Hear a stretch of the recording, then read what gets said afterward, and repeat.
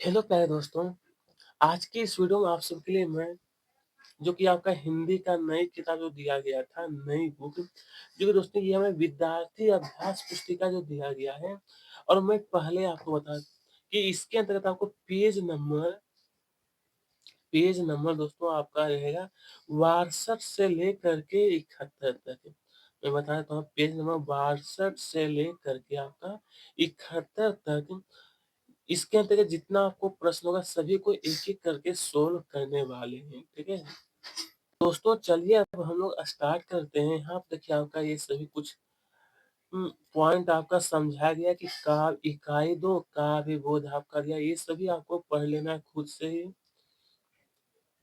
चलिए तो देखते हैं कहाँ से प्रश्न शुरू होता है। ये सभी आपको खुद ही पढ़ना है कि अलंकार क्या है, अलंकार के भेद कितने हैं, ठीक है? और यहाँ पर आपको अच्छी तरीके से समझाया गया है बुक में ही आपको। तो देख रहे हैं चलिए दोस्तों अब यहाँ से देखिए हमारा जो ऑब्जेक्टिव क्वेश्चन है वो शुरू होता है कि काव्य के भेद माने गए। तो काव्य के कितने भेद हैं? तो प्रिय दोस्तों आपका जो क्वेश्चन पूछा गया था कि काव्य के भेद, तो इसका जो सही उत्तर आपका हो जाएगा वो होगा 2। कितने भेद हैं? तो 2। आइए अब दूसरा क्वेश्चन देखते हैं। दूसरा क्वेश्चन क्या है कि शैली की दृष्टि से काव्य के जो भेद हैं वो हो जाएगा यहाँ पर हमारा 3 है। कितने हैं? तो शैली के दृष्टि से तो 3 है। नंबर 3 देखिए पूछा गया कि काव्य के भेद। तो काव्य के भेद यहाँ पर होगा दोस्तों कि दृश्य और श्रव्य काव्य। दृश्य और श्रव्य कार्य। क्वेश्चन नंबर 4 में पूछा है कि प्रबंध काव्य के प्रकार होते हैं। प्रबंध काव्य के प्रकार जो होगा वो होगा यहाँ पर 3। कितना है दोस्तों? 3। नंबर 5 में फिर पूछा गया है हमसे कि कामायनी कामायनी है। तो कामायनी क्या है? तो यहाँ पर होगा स वाला कि महाकाव्य है। महाकाव्य होगा, ठीक है। आइए दोस्तों क्वेश्चन नंबर 6 में कहा है कि रस के बिना काव्य माना जाता है। तो रस के बिना क्या माना जाता है? तो यहाँ पर नीरस। प्रिय दोस्तों आपको लिखना है नीरस। आइए अब देखेंगे नंबर 7। क्वेश्चन नंबर 7 में कहा है कि रस के अंग होते हैं। तो रस के कितने अंग हैं? तो रस के 4। कोई भी अगर आपको से पूछे तो आपको बताना है 4। श्रृंगार रस का स्थायी भाव। श्रृंगार रस का स्थायी भाव जो है वो होगा ना रति है। क्या है? रति। नंबर 9 में कहा गया कि वाक्य वाक्य रसात्मक काव्यम किसका कथन है?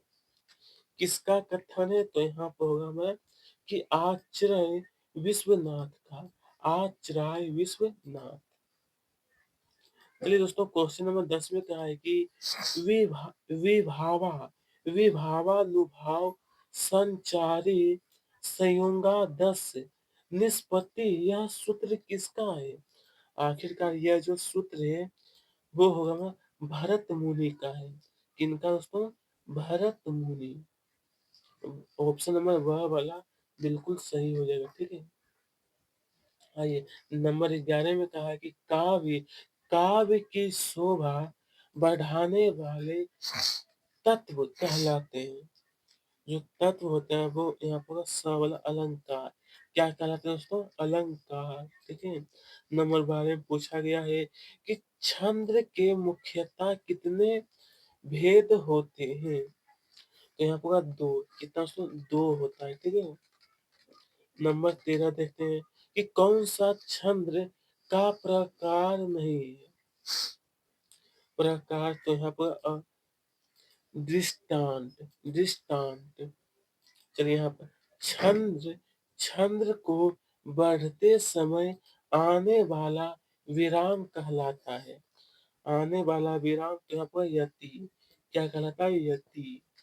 नंबर 15 में पूछा है कि अर्था अर्थालंकारों में चमत्कार किसके कारण होता है?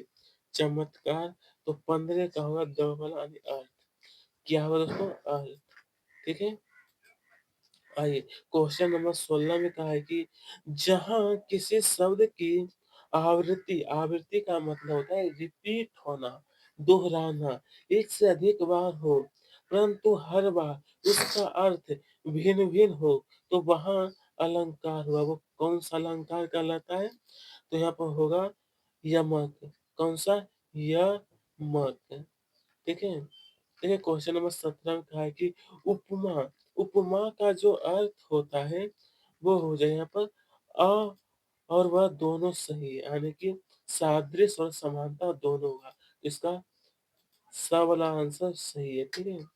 नंबर 18 में कहा गया है कि उपमा अलंकार अलंकार के अंग हैं, तो यहाँ पर वो वाला 4 कितना है दोस्तों? 4।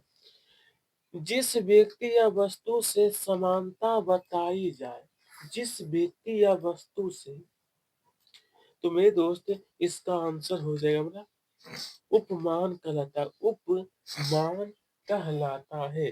नंबर 20 देखिए क्वेश्चन नंबर 20 में पूछा है कि मेघ आए बड़े बन ठन के संबर के पंक्ति में अलंकार।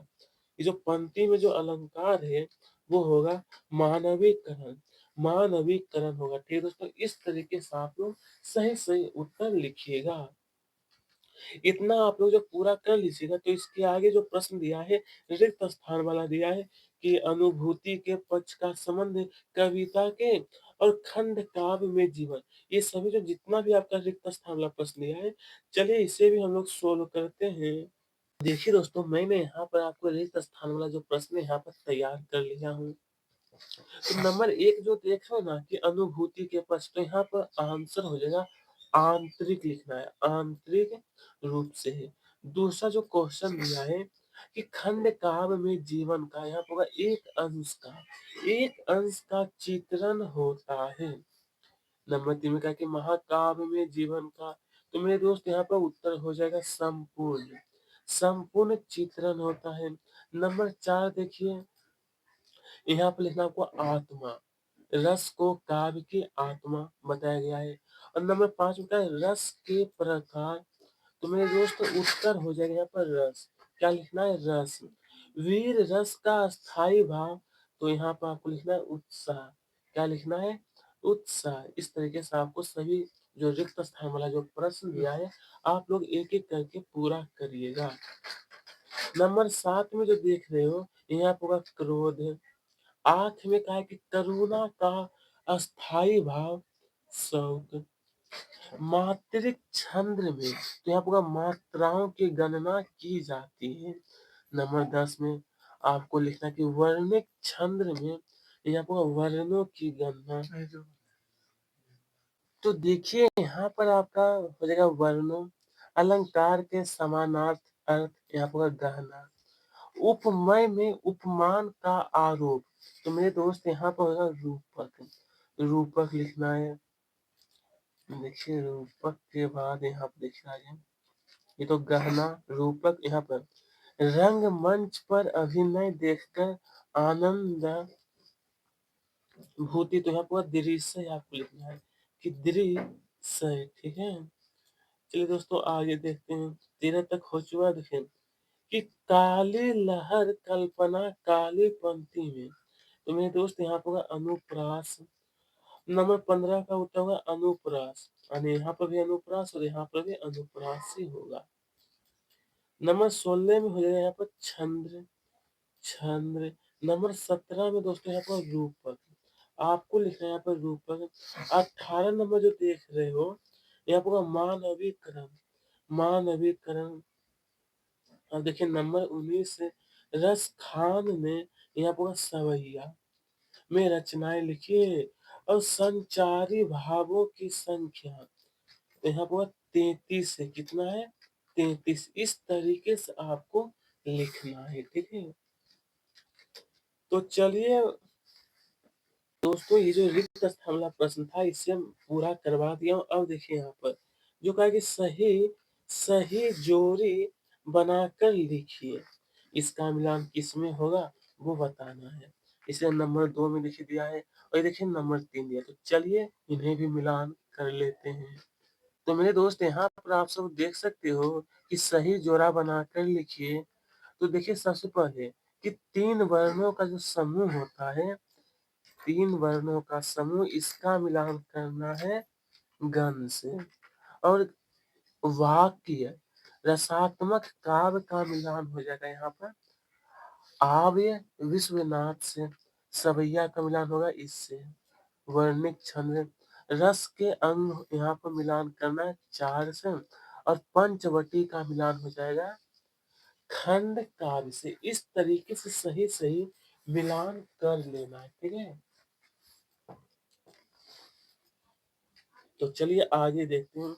दूसरा जो मिलान करने के लिए फिर कहा गया था, देखिए यहाँ पर कामायनी। तो कामायनी का मिलान हो जाएगा यहाँ पर महाकाव्य से।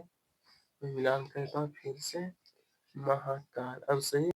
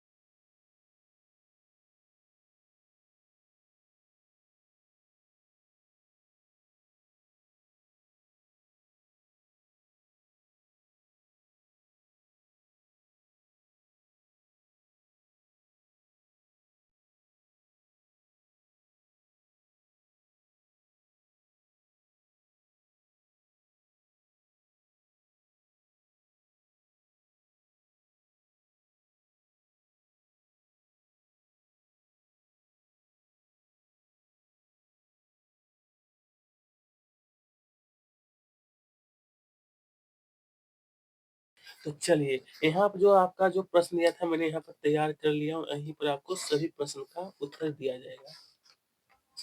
फर्स्ट जो क्वेश्चन दिया था कि विस्तृत कलेवर वाले काव्य को, तो विस्तृत कलेवर वाले काव्य को महाकाव्य कहते हैं। चलिए अब आगे वाला जो क्वेश्चन दिया है नंबर 2 में कि प्रबंध काव्य के भेदों के नाम लिखिए। तो प्रबंध काव्य के 3 भेद हैं। पहला हो जाएगा महाकाल, खंड काव्य और सांख्यनाथ गीतिका। सांख्यनाथ गीतिका। चलिए नंबर 3 में फिर हमसे कहा गया है कि रसात्मक काव्य अर्थात रस युक्त काव्य क्या कहलाता है। तो क्या कहलाता है दोस्तों, तो रस युक्त काव्य, रस युक्त वाक्य काव्य कहलाता है, ठीक है। आइए दोस्तों अब यह पता है नंबर 4 कि एक ही छंद में रचित एक घटना का चित्रण पूर्ण रूप से करने वाली रचना को क्या कहते हैं। तो मेरे दोस्त उत्तर थोड़ा सा लिखना है कि छंद, एक ही छंद में रचित एक घटना का चित्रण पूर्ण रूप से करने वाली रचना खंड काव्य कहलाती है। खंड काव्य, ठीक है। आइए दोस्तों यहाँ पर नंबर 5 जैसा कि हमसे कहा गया कि काव्य, काव्य के कितने भेद होते हैं। देखिए काव्य के 2 भेद होते हैं। एक होता है दृश्य काव्य, एक होता है श्रव्य काव्य। दृश्य काव्य, श्रव्य काव्य। आइए नंबर 6 में कहा है कि अस्थाई भावों को जागृत या उद्दीपित करने वाले कारक क्या कहलाते हैं। तो मेरे दोस्त लिखना है आप सभी को कि अस्थाई भाव को जागृत या उद्दीपित करने वाले कारक विभाव कहलाते हैं। क्या कहलाते हैं, विभाव, ठीक है। अब चलिए दोस्तों हम आगे देखने वाले हैं। नंबर 7 में क्या है कि जिस जिस काव्य का आनंद पढ़कर या सुनकर लिया जाता है उसे क्या कहते हैं। तो मेरे दोस्त जिस काव्य का आनंद पढ़ या सुनकर है उसे रस कहते हैं। उसे क्या कहते हैं, रस। चलिए नंबर 8 में कहा गया कि कविता के शाब्दिक अनुशासन का नाम। मेरे दोस्त लिखना कि कविता के शाब्दिक अनुशासन का नाम छंद है। क्या है? छंद है। आइए प्रश्नों में कहा गया है कि दोहा के प्रथम प्रथम चरण में कितनी मात्राएं होती है? दोहा के प्रथम चरण में, तो मेरे दोस्त उत्तर जो आपको लिखना है कि दोहा के प्रथम चरण में 13 मात्राएं। कितनी? तो 13। नंबर 10 में कहा है जहाँ काव्य का आधार शब्द होते, जहाँ काव्य का आधार शब्द, वहाँ कौन सा अलंकार होता है? देखिए लिखना है कि जहाँ काव्य का आधार शब्द होते हैं, वहाँ वहाँ शब्दालंकार होता है। क्या होता है दोस्तों? शब्दालंकार। आइए दोस्तों क्वेश्चन नंबर 11 में कहा है कि बालू की बालू के सापों में कौन सा अलंकार है? तो मेरे दोस्त लिखना है आप सभी को कि बालू के सापों पंक्ति में रूपक अलंकार है। कौन सा? रूपक। चलिए अब यहाँ पर कहा गया है मेघ आए बन ठन के पंक्ति में कौन सा अलंकार है? मेरे दोस्त उत्तर है कि मेघ आए बन ठन के पंक्ति में मानवीकरण अलंकार है। कौन सा है? मानवीकरण अलंकार है। आइए कि हंस हंस मुख हरियाली है, हिम आतप पंक्ति में कौन सा अलंकार है? तो दोस्तों उत्तर हो जाएगा कि हंस मुख हरियाली है, हिम आतप पंक्ति में अनुप्रास अलंकार है। अनुप्रास अलंकार हो जाएगा। ठीक है। नंबर यहाँ पर कहा कि वेदना वेदना बोझ वाली सी पंक्ति में कौन सा अलंकार है? उत्तर लिखना कि वेदना बोझ वाली सी पंक्ति में उपमा अलंकार है। पंक्ति में कौन सा? तो उपमा। आगे अब यहाँ पर है क्वेश्चन नंबर 15 कि शब्दालंकार एवं अर्थालंकार के दो दो भेदों के नाम। तो शब्द अलंकार के भेद अनुप्रास यमक और अर्थ अलंकार के जो भेद हो गए, भेद है दोस्तों, वो होगा उपमा रूपक। उपमा रूपक। आइए क्वेश्चन नंबर 16 में कहा है कि घिरिना घृणा को उत्पन्न करने वाले दृश्यों का वर्णन होने पर कौन सा रस होता है? तो दोस्तों कि घृणा को उत्पन्न करने वाले दृश्यों का वर्णन होने पर विभत्स विभत्स रस होता है। तो चलिए दोस्तों आप लोग यहाँ तक तो पूरा कर लिए हैं। उसके बाद हमसे कहा गया था कि रामचरितमानस। दोस्तों इसके आगे जब आप लोग देखिएगा तो ये दिया था ना सत्य और असत्य लिखिए। मैं बुक वाला पहले दिखा देता हूँ।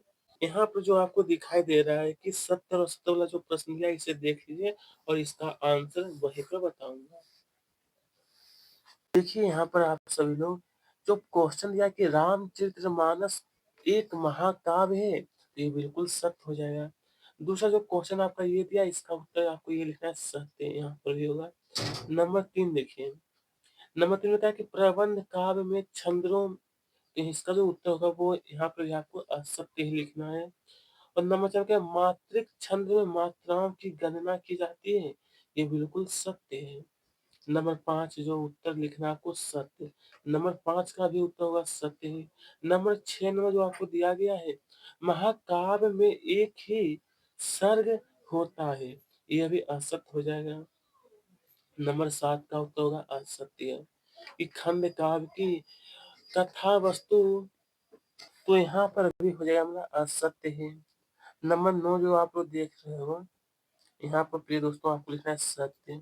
नंबर 10 होगा असत्य।